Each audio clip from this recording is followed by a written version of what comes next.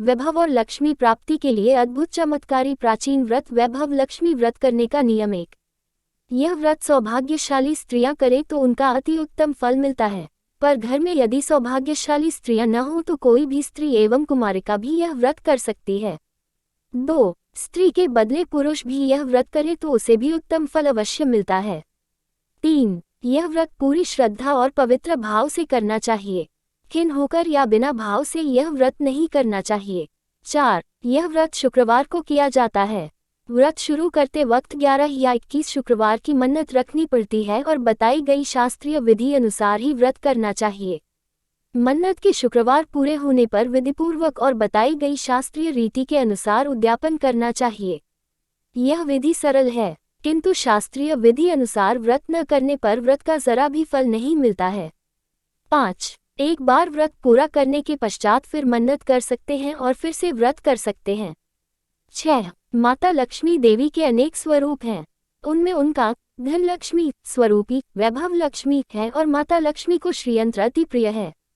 व्रत करते समय माता लक्ष्मी के विविध स्वरूप यथा श्री गजलक्ष्मी, श्री अधिलक्ष्मी, श्री विजयलक्ष्मी, श्री ऐश्वर्यलक्ष्मी, श्री वीरलक्ष्मी, श्री धन्यलक्ष्मी एवं श्री संतानलक्ष्मी तथा श्रीयंत्र को प्रणाम करना चाहिए। 7। व्रत के दिन सुबह से ही जय माँ लक्ष्मी का रटन मन ही मन करना चाहिए और माँ का पूरे भाव से स्मरण करना चाहिए। 8। शुक्रवार के दिन यदि आप प्रवास या यात्रा पर गए हों तो वह शुक्रवार छोड़कर उनके बाद के शुक्रवार को व्रत करना चाहिए, अर्थात व्रत अपने ही घर में करना चाहिए। कुल मिलाकर जितने शुक्रवार की मन्नत ली हो उतने शुक्रवार पूरे करने चाहिए। 9। घर में सोना न हो तो चांदी की चीज पूजा में रखनी चाहिए, अगर वह भी न हो तो रोकड़ रुपया रखना चाहिए। 10। व्रत पूरा होने पर कम से कम 7 स्त्रियों को या आपकी इच्छा अनुसार जैसे 11, 21, 51 या 101 स्त्रियों को वैभव लक्ष्मी व्रत की पुस्तक कुमकुम का तिलक करके भेंट के रूप में देनी चाहिए। जितनी ज्यादा पुस्तक आप देंगे उतनी माँ लक्ष्मी की ज्यादा कृपा होगी और माँ लक्ष्मी जी के इस अद्भुत व्रत का ज्यादा प्रचार होगा। 11। व्रत के शुक्रवार को स्त्री रजस्वला हो या सूत की हो तो वह शुक्रवार छोड़ देना चाहिए और बाद के शुक्रवार से व्रत शुरू करना चाहिए, पर जितने शुक्रवार की मन्नत मानी हो उतने शुक्रवार पूरे करने चाहिए। 12। व्रत की विधि शुरू करते वक्त लक्ष्मी स्तवन का एक बार पाठ करना चाहिए। लक्ष्मी स्तवन इस प्रकार है: या रक्तांबुजवासिनी विलसिनी चंडांशु तेजस्विनी, या रक्ता रुधिराम्र हरसखी, या श्री मनोल्हादिनी, या रत्नाकर मंथनत प्रगतिता विष्णु स्वया गेहिनी, सा मां पातु मनोरमा भगवती लक्ष्मीश्च पद्मावती। अर्थात जो लाल कमल में रहती है, जो अपूर्व कांति वाली है, जो असह्य तेज वाली है, जो पूर्ण रूप से लाल है, जिसने रक्तरूप वस्त्र पहने हैं, जे भगवान विष्णु को अति प्रिय है, जो लक्ष्मी मन को आनंद देती है, जो समुद्र मंथन से प्रकट हुई है, जो विष्णु भगवान की पत्नी है, जो कमल से जन्मी है और जो अतिशय पूज्य है, वैसी ही लक्ष्मी देवी आप मेरी रक्षा करें। 13। व्रत के दिन हो सके तो उपवास करना चाहिए और शाम को व्रत की विधि करके माँ का प्रसाद लेकर व्रत करना चाहिए। अगर न हो सके तो फलाहार या एक बार भोजन करके शुक्रवार का व्रत रखना चाहिए। अगर व्रतधारी का शरीर बहुत कमजोर हो तो ही 2 बार भोजन ले सकते हैं। सबसे महत्व की बात यही है कि व्रतधारी माँ लक्ष्मी जी पर पूरी श्रद्धा और भावना रखे और मेरी मनोकामना माँ पूरी करेगी ही, ऐसा दृढ़ विश्वास रखकर व्रत करे। वैभव लक्ष्मी व्रत की कथा: एक बड़ा शहर था। इस शहर में लाखों लोग रहते थे। पहले के जमाने के लोग साथ साथ रहते थे या एक दूसरे के काम आते थे, पर नए जमाने के लोगों का स्वरूप ही अलग सा है। सब अपने अपने काम में रत रहते हैं, किसी को किसी की परवाह नहीं। घर के सदस्यों को भी एक दूसरे की परवाह नहीं होती। भजन कीर्तन, भक्ति भाव, दया माया, परोपकार जैसे संस्कार कम हो गए हैं। शहर में बुराइयां बढ़ गई थी। शराब, जुआ, रेस, व्यभिचार, चोरी डकैती आदि बहुत से अपराध शहर में होते थे। कहावत है कि हजारों निराशा में एक अमर आशा छिपी हुई है। इसी तरह इतनी सारी बुराइयों के बावजूद शहर में कुछ अच्छे लोग भी रहते थे। ऐसे अच्छे लोगों में शीला और उनके पति की गृहस्थी मानी जाती थी। शीला धार्मिक प्रकृति की और संतोषी थी। उनका पति भी विवेकी और सुशील था। शीला और उनका पति ईमानदारी से जीते थे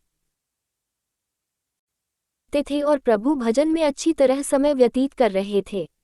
उनकी गृहस्थी आदर्श गृहस्थी थी और शहर के लोग उनकी गृहस्थी की सराहना करते थे। शीला की गृहस्थी इसी तरह खुशी खुशी चल रही थी, पर कहा जाता है कि कर्म की गति अकल है, विधाता के लिखे लेख कोई नहीं समझ सकता है। इंसान का नसीब पल भर में राजा को रंक बना देता है और रंक को राजा। शीला के पति के अगले जन्म के कर्म भोगने बाकी रह गए होंगे कि वह बुरे लोगों से दोस्ती कर बैठा। वह जल्द से जल्द करोड़पति होने के ख्वाब देखने लगा, इसलिए वह गलत रास्ते पर चल निकला और करोड़पति के बजाय रोड़पति बन गया, यानी रास्ते पर भटकते भिखारी जैसी उसकी स्थिति हो गई थी। शहर में शराब, जुआ, रेस, चरस, गांजा आदि बदियां फैली हुई थी। उसमें शीला का पति भी फंस गया। दोस्तों के साथ उसे भी शराब की आदत हो गई। जल्द से जल्द पैसे वाला बनने की लालच में दोस्तों के साथ रेस जुआ भी खेलने लगा। इस तरह बचाई हुई धनराशि, पत्नी के गहने, सब कुछ रेस जुए में गंवा दिया था। समय के परिवर्तन के साथ घर में दरिद्रता और भूखमरी फैल गई। सुख से खाने के बजाय 2 वक्त के भोजन के लाले पड़ गए और शीला को पति की गालियां खाने का वक्त आ गया था। शीला सुशील और संस्कारी स्त्री थी। उसको पति के बर्ताव से बहुत दुख हुआ, किंतु वह भगवान पर भरोसा करके बड़ा दिल रखकर दुख सहने लगी। कहा जाता है कि सुख के पीछे दुख और दुख के पीछे सुख आता ही है, इसलिए दुख के बाद सुख आएगा ही। ऐसी श्रद्धा के साथ शीला प्रभु भक्ति में लीन रहने लगी। इस तरह शीला असह्य दुख सहते सहते प्रभु भक्ति में वक्त बिताने लगी। अचानक एक दिन दोपहर में उनके द्वार पर किसी ने दस्तक दी। शीला सोच में पड़ गई कि मुझ जैसे गरीब के घर इस वक्त कौन आया होगा। फिर भी द्वार पर आए हुए अतिथि का आदर करना चाहिए, ऐसे आर्य धर्म के संस्कार वाली शीला ने खड़े होकर द्वार खोला। देखा तो एक माँ जी खड़ी थी। वे बड़ी उम्र की लगती थीं, किंतु उनके चेहरे पर अलौकिक तेज निखर रहा था। उनकी आंखों में से मानो अमृत बह रहा था। उनका भव्य चेहरा करुणा और प्यार से छलकता था। उनको देखते ही शीला के मन में अपार शांति छा गई। वैसे शीला इस माँ जी को पहचानती न थी, फिर भी उनको देखकर शीला के रोम रोम में आनंद छा गया। शीला माँ जी को आदर के साथ घर में ले आई। घर में बिठाने के लिए कुछ भी नहीं था, अतः शीला ने सकुचाकर एक फटी हुई चादर पर उनको बिठाया। माँ जी ने कहा, क्यों शीला, मुझे पहचाना नहीं? शीला ने सकुचाकर कहा, माँ, आपको देखते ही बहुत खुशी हो रही है, बहुत शांति हो रही है।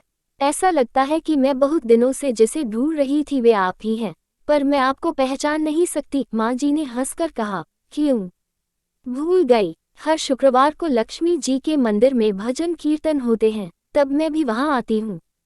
वहाँ हर शुक्रवार को हम मिलते हैं। पति गलत रास्ते पर चढ़ गया, तब से शीला बहुत दुखी हो गई थी और दुख की मारी वह लक्ष्मी जी के मंदिर में भी नहीं जाती थी। बाहर के लोगों के साथ नज़र मिलाते भी उसे शर्म लगती थी। उसने याददाश्त पर जोर दिया, पर वह माँ जी याद नहीं आ रही थी। तभी माँ जी ने कहा, तू लक्ष्मी जी के मंदिर में कितने मधुर भजन गाती थी, अभी अभी तू दिखाई नहीं देती थी, इसलिए मुझे हुआ कि तू क्यों नहीं आती है, कहीं बीमार तो नहीं। वीडियो कैसा लगा? अगर अच्छा लगा होगा तो सब्सक्राइब कर लीजिए।